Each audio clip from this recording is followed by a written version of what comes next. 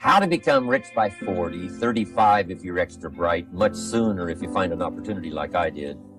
Let me show you how I did it. Financial independence.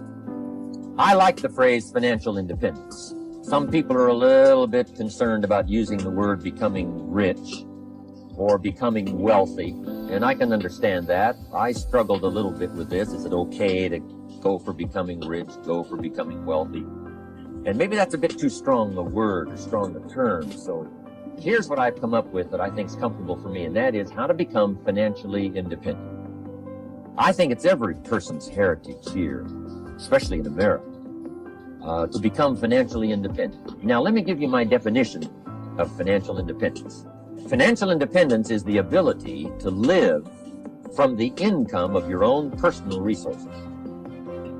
Financial independence. Now it depends on how you want to live. If you need $2,000, $3,000 a month, if you need $4,000 or $5,000 a month, if you need $10,000 a month, some people may need, $100,000 a month. But whatever you would need to live, and you could earn that living from the income of your own personal resources, that's what I call financial freedom, financial independence. And let me show you how to acquire. If you start at age 15, between ages 15 and 35 is 20 years. And in my personal opinion, based on my own studies and my own experience, 20 years, in my opinion, is enough time to become financially independent. If you're not, you don't live in the wrong country. Probably what's happened is you have the wrong plan. And it's easy to be a nice person with the wrong plan. I found that when I was 25 years old. I was broke at age 25, and I was a nice guy. You would have liked me.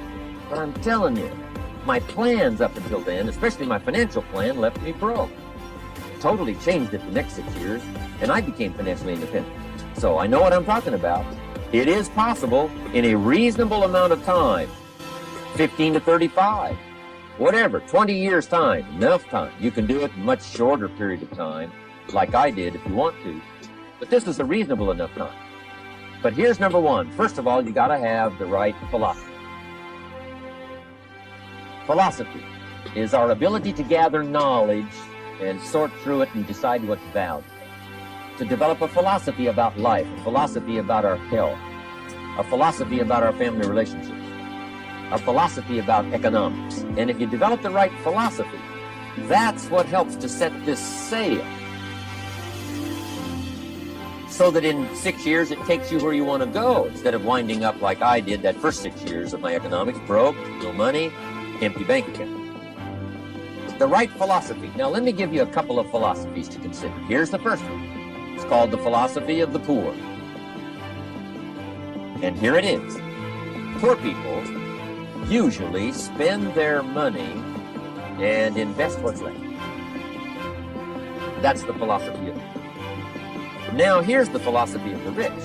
Rich people invest their money and spend money. And here's the startling answer. It really doesn't matter what the amount is.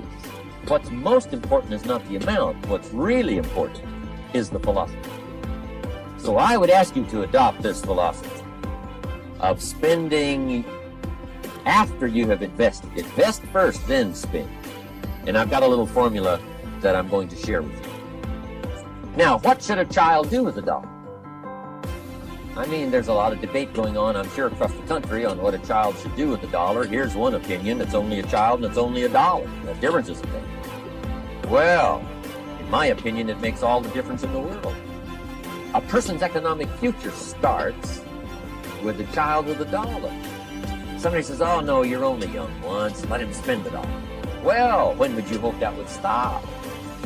Somebody says, well, wait till he's 50 and broke like me and then he'll learn. Well, no, we don't want to wait that long. If I would have known earlier than age 25, I would have changed.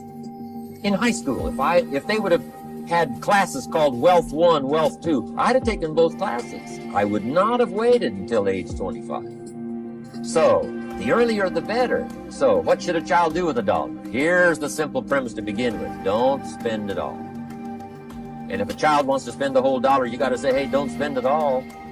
Don't spend it all. They'll say, why not? It's my $1. I earned it. You say, I know you earned it, but don't spend it all. They'll still say, why not? Say, let me show you why not.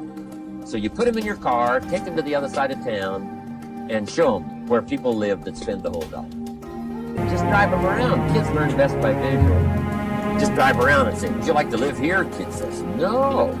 Would you like to live like these people live? Kid says, no, no. Then you can't take them. So kids will get the message. So, take them to the other side of town, show them around. Unless you already live there, and then just show them around. Anyway, don't spend the whole dollar.